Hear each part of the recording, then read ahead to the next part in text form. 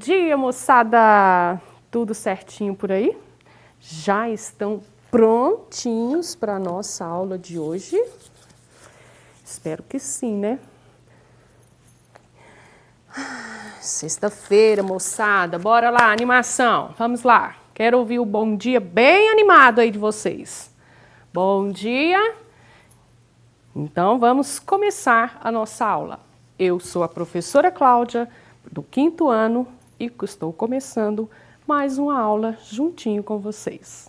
Na aula passada, eu falei um pouco sobre a história da cidadania e do trabalho, sobre a evolução tecnológica das atividades econômicas primárias e classificamos alguns pronomes. Tudo certo até aí?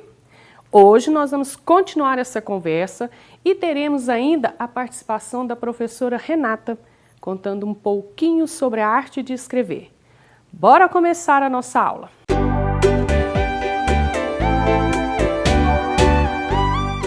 Então, já vimos que a história do trabalho no Brasil é marcada pelo longo período da escravidão. Mesmo com o fim da escravidão em 1888, os negros recém-libertados não encontravam emprego remunerado ou só conseguiam aqueles que pagavam salários muito baixos. O preconceito racial continuou a existir mesmo depois da Lei Áurea. E para combater os vários tipos de preconceitos, foi criado o movimento negro, formados por grupos que lutam para defender a história e a cultura afro-brasileira. E teve aprovação de várias leis que ajudam a população negra a ter melhores condições de vida. Esses grupos tiveram êxitos em muitas de suas lutas nas últimas décadas, mas, moçada, ainda tem muito a ser conquistado, já que o racismo na sociedade brasileira ainda persiste. Mas vocês sabiam que mesmo com tanto preconceito e racismo, algumas pessoas negras lutaram por seus sonhos, seus ideais e se tornaram pessoas ilustres, muito importantes e conhecidas até no mundo todo? Por exemplo, Nelson Mandela. Ele foi um líder sul-africano que lutou contra o regime racista presente lá na África do Sul. Ele nasceu em 1918 e faleceu em 2013. E eu trouxe também os nomes de alguns brasileiros para vocês conhecerem, porque olha, moçada, temos várias personalidades negras ilustres por aí. Podem acreditar. Eu trouxe, por exemplo, Carolina de Jesus, mineira, nascida na cidade de Sacramento em 1914.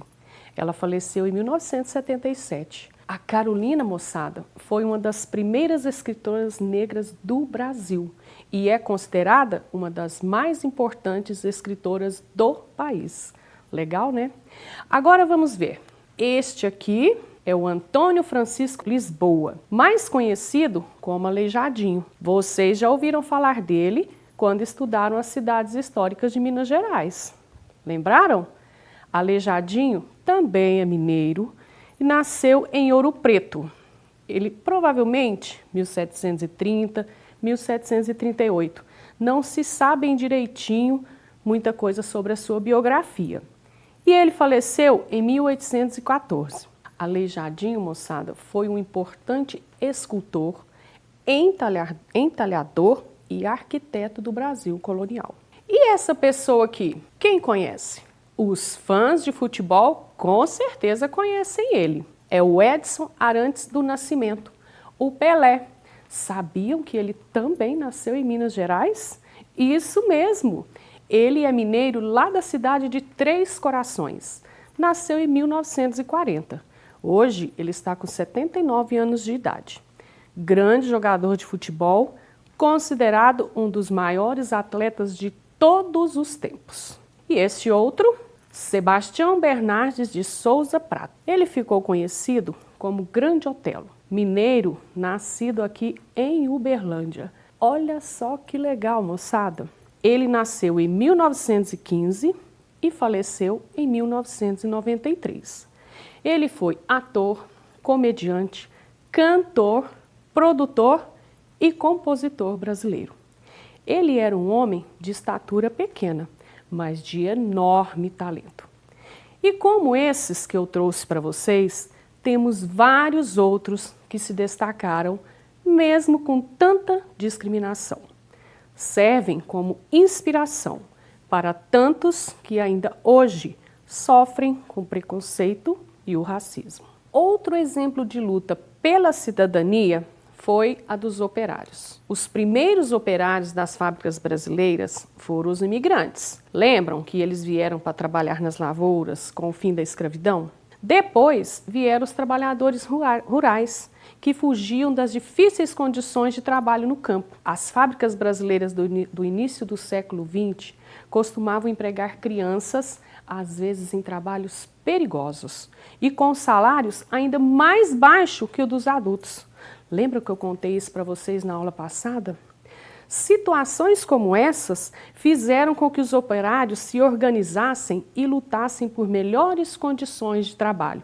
Surgiram então os primeiros sindicatos e também ocorreram as primeiras greves do país. A luta dos trabalhadores fez com que os governos brasileiros criassem leis para impedir abusos e estabelecer os direitos e deveres das empresas e dos trabalhadores. E isso eu também já contei para vocês. Expliquei sobre os direitos para quem trabalha com carteira assinada, o trabalho formal. E isso é possível graças a essas lutas dos trabalhadores. Apesar dos avanços sociais nas últimas décadas, ainda falta muito para que possam exercer seu direito e de cidadania. Por exemplo, o desemprego. Tem muitas pessoas que não conseguem empregos nas grandes cidades. E o trabalho infantil? Mesmo proibido, ainda existe esse tipo de trabalho no Brasil. Tem também o trabalho análogo, parecido com o trabalho de escravidão. O empregado sofre a violência, não pode deixar o emprego e tem os direitos trabalhistas negados. Por isso, ainda é preciso muita luta para acabar com esse tipo de injustiça e garantir a cidadania para todas as pessoas que vivem no Brasil. Falando em luta dos trabalhadores, vamos falar um pouquinho mais sobre as atividades econômicas?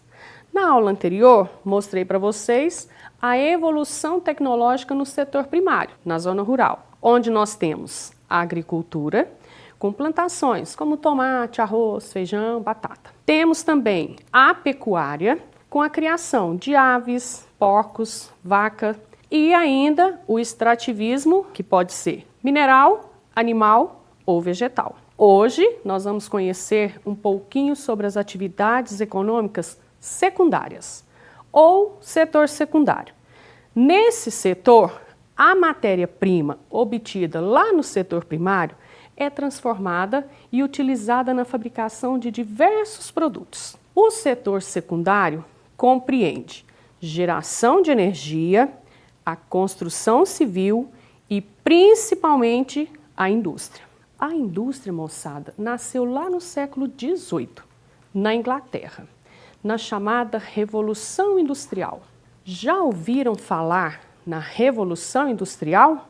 Chamamos de Revolução Industrial o processo que levou à substituição das ferramentas pelas máquinas. Diversas atividades que antes eram realizadas apenas artesanalmente, com as mãos, passaram ao longo do tempo a ser executadas em etapas por trabalhadores especializados e com o auxílio de máquinas em uma organização sequencial do trabalho, que passou a ser conhecida como linha de produção. Com o avançar dos séculos, a indústria foi se modernizando, com a transformação das técnicas e das máquinas, e assim ganhou velocidade e eficiência na fabricação de produtos. No entanto, as máquinas não executam o trabalho sem a ajuda humana, concordam comigo? Por mais avançada que sejam, elas necessitam de manutenção e de pessoas para fazê-las funcionarem, e ainda controlá-las para elas não saírem desgovernadas pelas indústrias. Concordam, moçada? Com isso, conforme o desenvolvimento tecnológico industrial evolui, cresce a necessidade de profissionais com escolaridade e especialização profissionais para operar essas máquinas sofisticadas. Por isso, moçada, mesmo com tanta tecnologia, continue estudando. Agora, eu vou falar um pouquinho sobre as fontes de energia.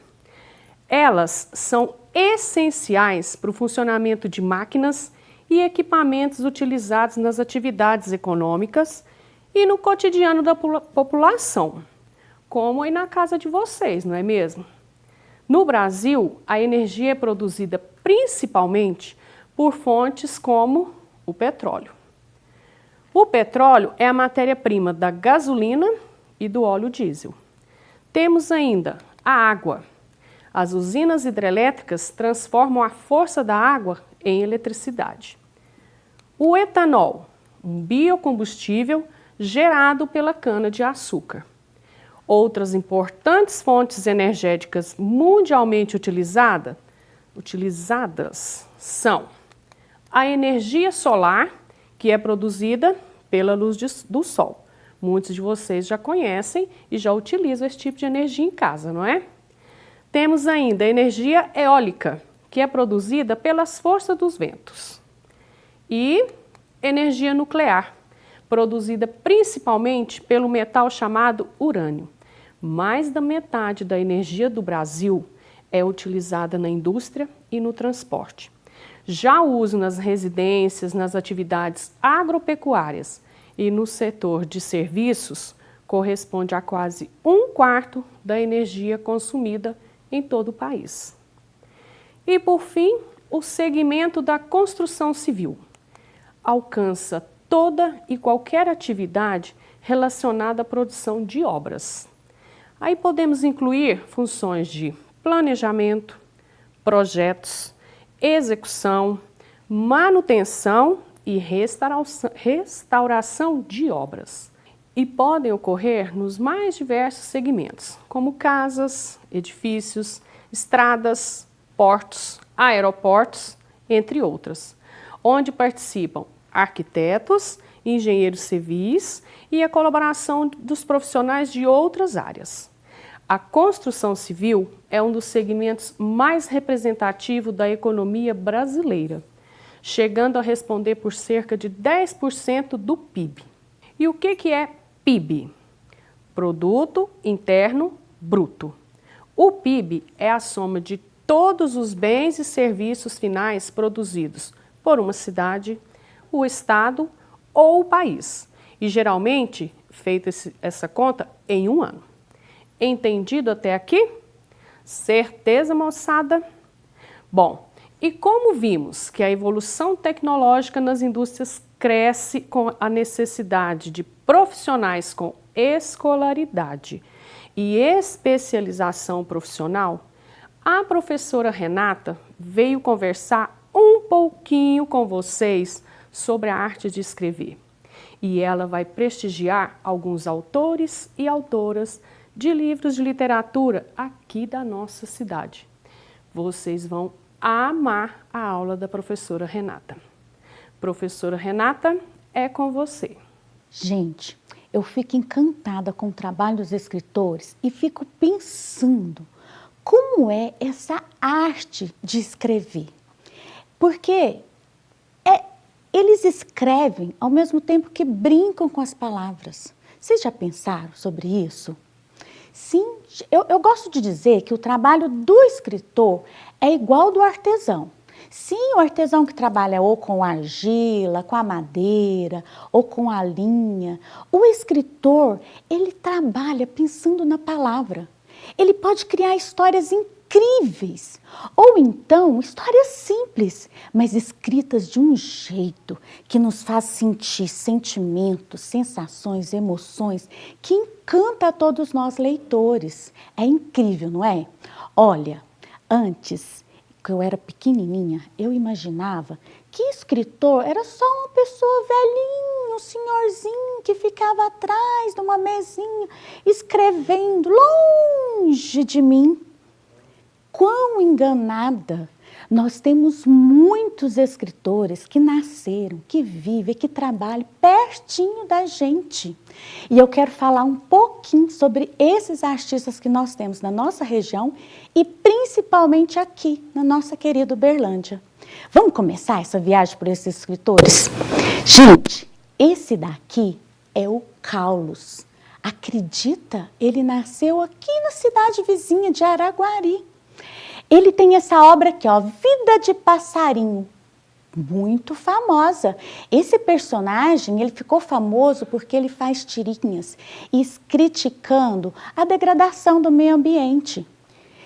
O Carlos é um artista plástico que escreve também sobre o fazer de artes plásticas de um jeito encantador com a literatura. Tem esses aqui, olha. Na sua escola tem esse e muitos outros desse artista. É um barato, não é? Agora vamos para Uberlândia. Você vai ver que tem muitos escritores aqui muito bacanas. Sérgio Caparelli. Vocês já leram algum livro dele? Ele tem muitos. Ele nasceu aqui em Uberlândia e viveu muito na região sul e em outras partes do mundo, na França, em outros lugares. Muito famoso e tem muitos livros. Na nossa escola tem esse aqui que vale a pena vocês lerem. A Lua Dentro do Coco. Vocês vão gostar desse. Vamos conhecer outros escritores daqui de Uberlândia. Vamos lá. Marta Azevedo Panúzio. Quem já leu O Veludinho? Gente, essa artista, acredita, ela já foi professora, sim, professora da nossa professora Cláudia, lá na Escola Estadual de Uberlândia. E ela escreve de um jeito das coisas da roça, da vida do campo, de personagens do campo. Tem esse aqui, você já viu Gata Pari? Já brincou dessa brincadeira? Essa e muitas outras histórias e personagens tem nos livros da Marta Panúzio. Precisam conhecer a obra dela. Precisam. Quer ver outro? Quem já viajou por uma aventura deliciosa no barquinho de Davi? Conhecem esse livro? Encantador, da Maria Terezinha de Oliveira. Olha, e esse daqui tem a versão em braille. Olha, que é feita especial para as pessoas com deficiência visual. Bacana, não é? Gente, que delícia era ouvir uma contação de história da vovó Cachimbó. Essa era a personagem da Maria Inês Mendonça, uma artista incrível daqui de Uberlândia, que contava histórias fantásticas, tanto oralmente como por escrito. Ai, gente, que delícia, ó.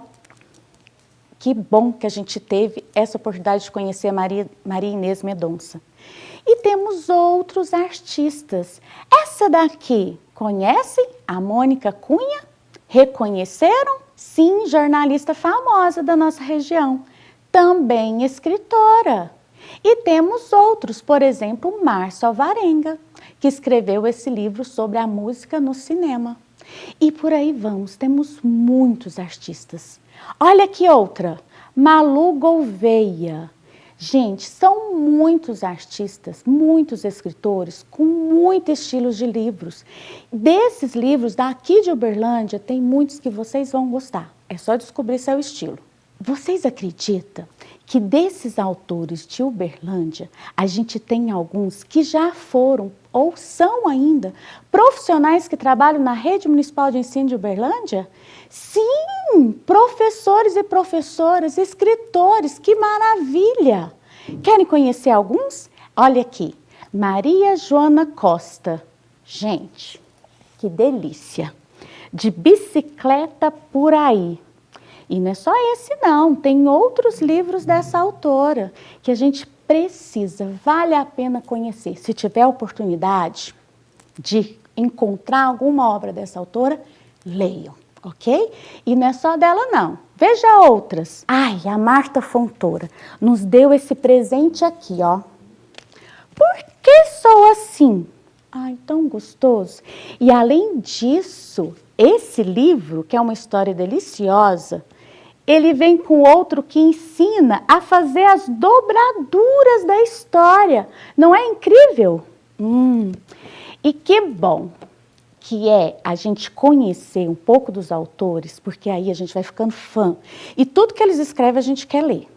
Gente, esta daqui, ó, Eleusa Menezes Mariana, também foi professora e diretora. Foi diretora da escola onde a professora Cláudia trabalha. Foi professora na escola onde eu trabalho. Foi uma pessoa maravilhosa. Como amo ler Um Troféu para Papai. Olha, e ela disse que ela nasceu mergulhada em um mundo de fantasias. E no ato de educar, ela descobriu a emoção que permeia a relação de ensinar e de aprender. Escrever é partilhar com paixão toda essa interação de amor. Essa é a Eleusa que disse. Gente, temos muitos outros escritores daqui da nossa cidade que merecem toda a nossa homenagem, o nosso reconhecimento e nossa gratidão por ter nos dado esses que a gente trouxe aqui, nesse pouco espaço de tempo da gente fazer essa homenagem, e muitos outros livros aqui produzidos por esses artistas que merecem enorme beijo aqui do programa Escola em Casa, tá?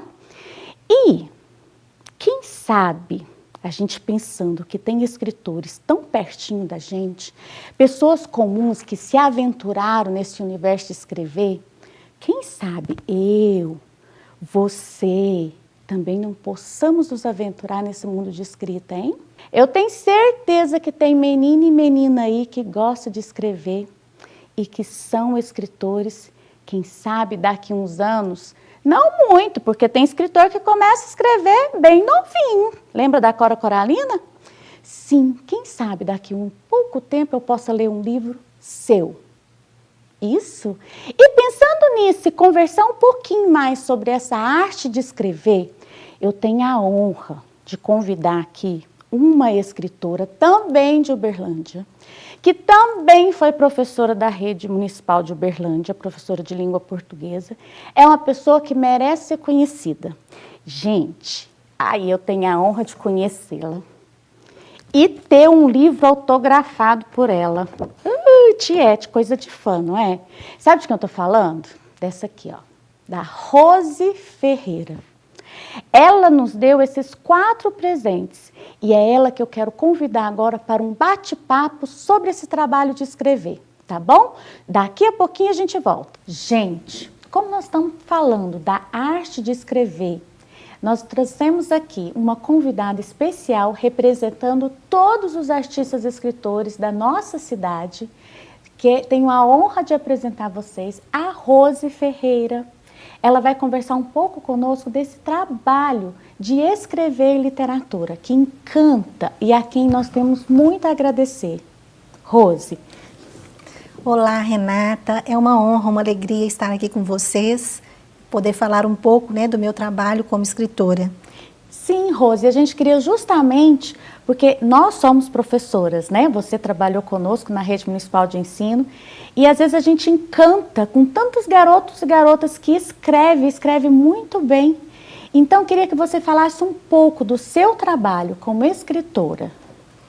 Então, eu comecei a escrever um pouco mais tarde, mas desde muito cedo eu tive contato com os livros, né, e com a leitura.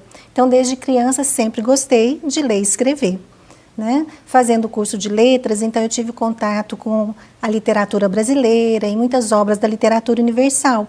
Porque para escrever, acho importante ler, né? Então, eu li bastante e quando eu me tornei mãe, é que eu comecei a escrever para crianças. Coincidiu com o momento de trabalho, porque eu trabalhava com projetos de incentivo à leitura na educação. E muito encantada pela literatura infantil, eu resolvi também escrever alguns livros infantis. Que maravilha! E Rose, tá aqui o Pituco, né? De máscara agora nesse período de isolamento, né? Ele foi uma inspiração para um dos seus livros que são uma graça, né? E essa inspiração realmente existe um Pituco, não é? Como que é um pouco assim essa inspiração para escrever, Rose? Então, Pituco Gatinho é o meu primeiro livro, né? A gente lançou em 2012, é um livro que já está na 2ª edição e já encantou muitas crianças, tanto em Uberlândia, na região, no país e até fora do país. Renata, ele já embarcou, né, para outros países. A inspiração para o Pituco Gatinho surgiu da observação do cotidiano, né? Todos os meus livros têm personagens que falam um pouco da poética do cotidiano. Então, o Pituco Gatinho é um gatinho de estimação, adotado, né? E que muda a rotina da casa. Então, para homenagear esse personagem, né, que veio nos adotar, então, nós escrevemos o texto Pituco Gatinho. E o livro virou livro através das imagens também, né, do artista Jefferson Passos. Isso mesmo, que é um artista aqui de Uberlândia também, o Jefferson também, e também professor, né, Rose? Uma maravilha, vale a pena conhecer esse livro. A gente fala muito do livro físico, mas hoje a literatura está em outros meios. E você também, né, Rose? Nos presenteou com um livro também, com um e-book. Fala um pouquinho pra gente desse livro. Então, o e-book O Menino e as Nuvens, né, é um trabalho que meu e do Jefferson Passos também, né, que é o ilustrador, e nós fizemos, né, nesse suporte de e-book como contribuição nesse período de pandemia, né, em que as crianças estão impossibilitadas de acessar as bibliotecas escolares. Então, uma forma de também contribuir para ter, né, à disposição das crianças, dos professores, dos pais, mais uma obra da nossa cidade, né, feita aqui de Uberlândia, para as crianças de Uberlândia. Nós fizemos o e-book O Menino e as Nuvens. Que merece ser lido, viu, pessoal? Gente, o nosso tempo é pouco. Agradecemos muito a sua presença, Rose. E você, né, receba a nossa homenagem do programa Escola em Casa, né? Você em nome de todos os outros escritores uberlandenses que merecem todo o nosso reconhecimento. E crianças, vejam que como é importante ler, tá? Desde agora. E perder o medo de escrever. Vocês são bons escritores e podem se dedicar a essa arte, quem sabe tomar gosto e se tornar escritores profissionais, tá? Enorme abraço para vocês e até a próxima.